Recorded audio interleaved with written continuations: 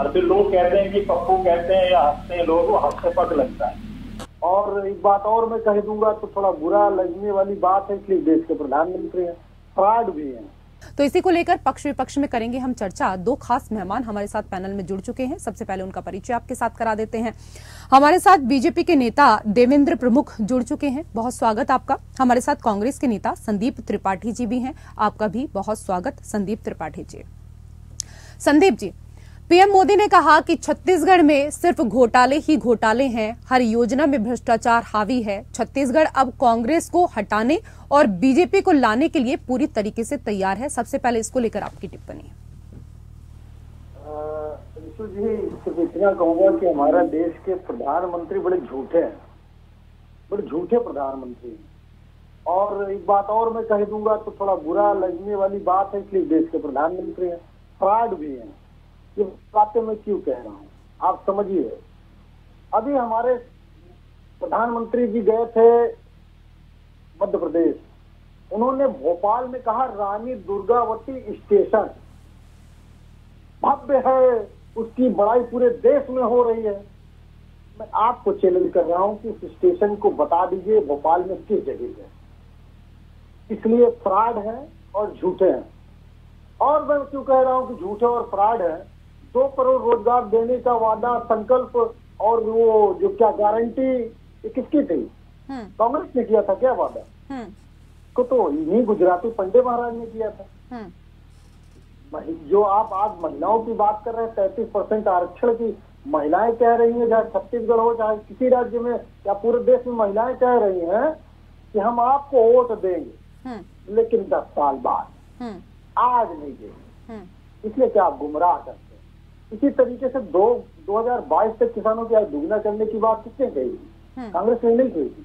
इन्होंने ही कहा था, इन्होंने ही कहा था कि हम बुलेट ट्रेन चला देंगे, इन्होंने ही कहा था 100 स्मार्ट सिटी बना देंगे, इन्होंने ही कहा था कि काला धन लाएंगे, इन्होंने ही कहा था 15-15 लाख रुपए देंगे, इन्होंने ही कहा था कि जो है हम जितने भ्रष्टाचारी हैं उनको जेल में डालेंगे। भ्रष्टाचार का आरोप लगाते मोदी जी। महाराष्ट्र में 27 तारीख को, 27 जून को हमारे देश के प्रधानमंत्री एक नेता के ऊपर भ्रष्टाचार का आरोप लगाते हैं और कहते हैं बहुत बड़ा घोटालेबाज है, चोट्टा है, चोर है, और 4 दिन बाद वह डिप्टी सीएम इन्हीं की पार्टी से बन जाता है मिलकर।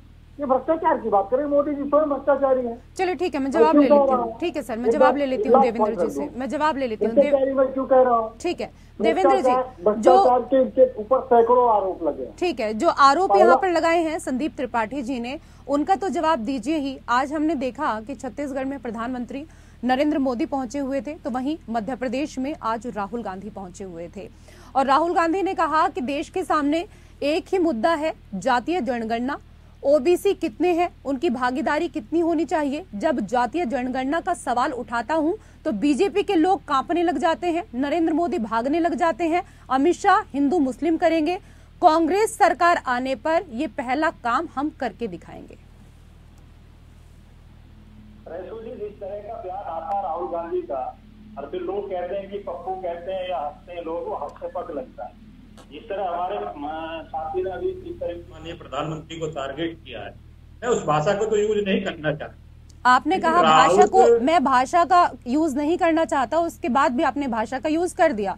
मुझे समझ में नहीं आता आप लोग क्यों इस तरह की भाषा का इस्तेमाल करते हैं, कभी फेंकू कभी पप्पू। आप जब नहीं बोली ना एक बार के देश के प्रधानमंत्री, मैं दोनों के लिए बोलूंगी, मैं दोनों के लिए बोलूंगी देवेंद्र जी, मैं दोनों के लिए बोलूंगी, मैं दोनों के लिए बोल रही हूँ, मैं सिर्फ एक के लिए नहीं बोल रही हूँ। मैं आपको महसूस हुआ देवेंद्र जी, मैं दोनों के लिए बोल रही हूँ, मैं सिंगल उनके लिए नहीं बोल रही हूँ। और उस टाइम आपको भी आवाज उठानी चाहिए थी। आप बीजेपी से बैठे हुए हैं ना, आप बीजेपी का पक्ष लेने के लिए बैठे हैं। अगर संदीप जी उस वक्त इस तरह की बातें कर रहे थे तो आपको विरोध करना चाहिए था, आपको भी विरोध करना चाहिए था। ठीक है ठीक है ठीक है ठीक है, अब आप अपनी बात पूरी कीजिए। देवेंद्र जी आप अपनी बात पूरी कीजिए प्लीज प्लीज, बहस ना करें। और इस तरह के मैं निवेदन करूंगी आप दोनों से, इस तरह की भाषा का इस्तेमाल ना करें। देवेंद्र जी, मैं दोनों से निवेदन करूंगी, मैं देवेंद्र जी आपसे भी निवेदन कर रही हूँ, संदीप जी आपसे भी प्लीज। अपने बात के समर्थन में मैंने उनका झूठ बता सकता हूँ। झूठा आदमी है। आप लोग किस तरीके की भाषा का इस्तेमाल करते हैं? संदीप जी, देवेंद्र जी, प्लीज किस तरह की भाषा का इस्तेमाल करते हैं? विषय पर आइए सर, जनता देख रही है, जनता देख रही है। देवेंद्र जी, संदीप जी, जनता देख रही है आपको। पक्ष विपक्ष देख रहे हैं आप। तो आज छत्तीसगढ़ में पहुंचे हुए थे प्रधानमंत्री नरेंद्र मोदी, जहां उन्होंने कांग्रेस सरकार पर जमकर निशाना साधा। तो वहीं आज मध्य प्रदेश के दौरे पर थे राहुल गांधी और उन्होंने इस दौरान बीजेपी पर जमकर निशाना साधा और उन्होंने कहा कि कानून आरएसएस वाले बनाते हैं। तो तमाम सवाल हैं जिनको लेकर हम यहां पर चर्चा करेंगे। दो खास मेहमान हमारे साथ इस चर्चा में जुड़े हुए हैं। संदीप जी, मोदी कह रहे हैं कि गरीब के साथ अन्याय कांग्रेस के अलावा किसी ने नहीं किया। हमने गरीब कल्याण अन्न योजना शुरू की। कोई भी परिवार ऐसा नहीं था जिसका चूल्हा कोरोना काल में ना जला हो, इसलिए हमने अन्न के भंडार खोल दिए। ये आज भी चल रहा है। लेकिन छत्तीसगढ़ की कांग्रेस सरकार ने गरीब के पेट में जाने वाले अन्न को भी खा लिया, इसमें भी भ्रष्टाचार कर दिया। देखिए, पहली बात आप समझिए, दो तीन चीजें मैं कहूंगा कि मोदी जी के जो एक मुख्यमंत्री थे जिनका आज नाम लेने से डरते हैं मोदी जी, उनका नाम था रमन सिंह और वो मेरे जिले से ही गए हैं, प्रतापगढ़ के ही रहने वाले थे। बाद में उनका परिवार गया और वहां पर मुख्यमंत्री बना। उन पर भ्रष्टाचार, चावल चोरी का आरोप लगा था। मोदी जी भूल जाते, कभी कभी कह देते हैं कांग्रेस की सरकार है ये, भाजपा का प्रचार करते करते, इसलिए उम्र हो गई है। वो 73 वर्ष के हो गए हैं। 73 वर्ष के बूढ़े व्यक्ति हैं। उनको जब टेलीप्रॉम्प्टर काम नहीं करता तो कभी कभी वो अपनी ही बातें कह ले जाते हैं कि हमारा मुख्यमंत्री भ्रष्टाचार है, भ्रष्टाचारी है, चोर है। अब आप बात कर रहे हैं कि आज छत्तीसगढ़ के देखिए संदीप जी, आप लोगों को मुझे लगता है समझाने का, इतना निवेदन करने का कोई असर नहीं है। आप लोग मतलब जिस क्या बोले, मतलब सीधा सा सवाल पूछा, सीधा सा आप जवाब दे देते उसका। आप सोचिए ना कि राहुल गांधी मध्य प्रदेश में जाते हैं तो वो कहते हैं कि भाई हम तो सिर्फ प्यार की भाषा बोलते हैं, हम नफरत की भाषा कभी बोल ही नहीं सकते। तो कम से कम उनसे तो कुछ सीखना चाहिए। ये आदमी गिर जाएगा, इसका बीपी बढ़ गया। देखिए, इसका मुंह देखिए, काल में अच्छा ठीक है, आप उन्हीं को जवाब देने दीजिए। संदीप जी उन्हीं को, देवेंद्र जी आप जवाब दीजिए आराम से सर। SC OBC जिसकी बात कर रहे हैं आज हमारे मित्र, और ये इनके जो नेता राहुल 8 वर्षों तक भूल गए थे क्या? कोविंद कौन था? द्रौपदी मुर्मू कौन थी? इसने बनाया। और तुम लोगों ने क्या क्या शब्द यूज किया पता है आपको? देखिए वो देश की राष्ट्रपति है, एक बहुत गरिमामय पद पर है। प्लीज देवेंद्र जी, मैं दोनों से निवेदन करूंगी कि आप राष्ट्रपति को बीच में ना लेके आए। आप राष्ट्रपति को बीच में ना लेके आए प्लीज, मेरा निवेदन है। कौन से धर्म से राहुल गांधी इसकी बात करता है? अब जिस तरीके से देश के प्रधानमंत्री को टारगेट करते हो, दामन है। एक प्रधानमंत्री सोनिया गांधी की कितनी नेता है? प्रधान देखिए देवेंद्र जी बात को समझने की कोशिश करिए।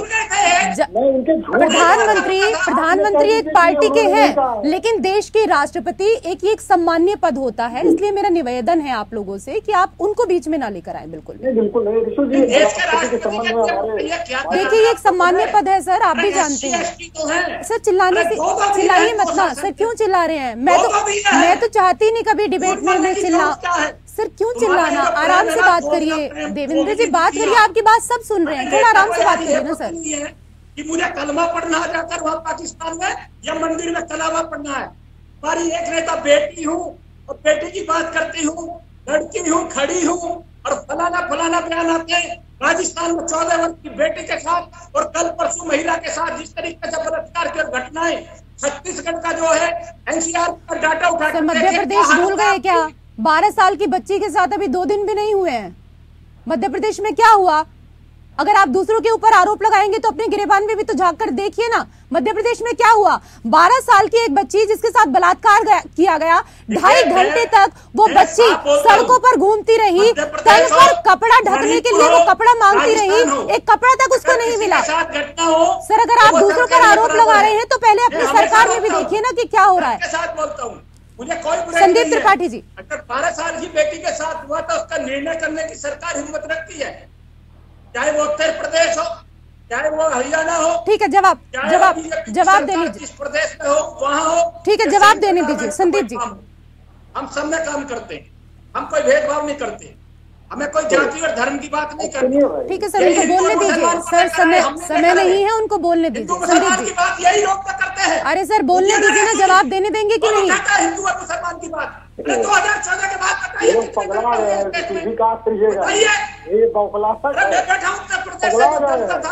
5 विधानसभा के चुनाव के बाद मैं दावा कह रहा हूँ कि पागल खाना कम पड़ जाएगा।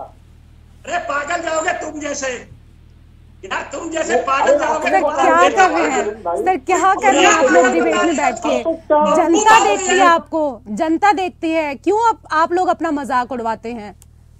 बहुत बहुत शुक्रिया आप दोनों का हमारे साथ इस चर्चा में जुड़ने के लिए। हालांकि चर्चा कुछ हो नहीं पाई क्योंकि जिस तरीके से आप लोग लगातार हंगामा कर रहे थे। मेरा निवेदन है कि फिर से डिबेट में बैठें तो कम से कम डिबेट में शांतिपूर्वक बैठें और जो मुद्दे हैं उनका हल निकालने की कोशिश करें। पक्ष विपक्ष में मेरे साथ फिलहाल इतना ही। नमस्कार।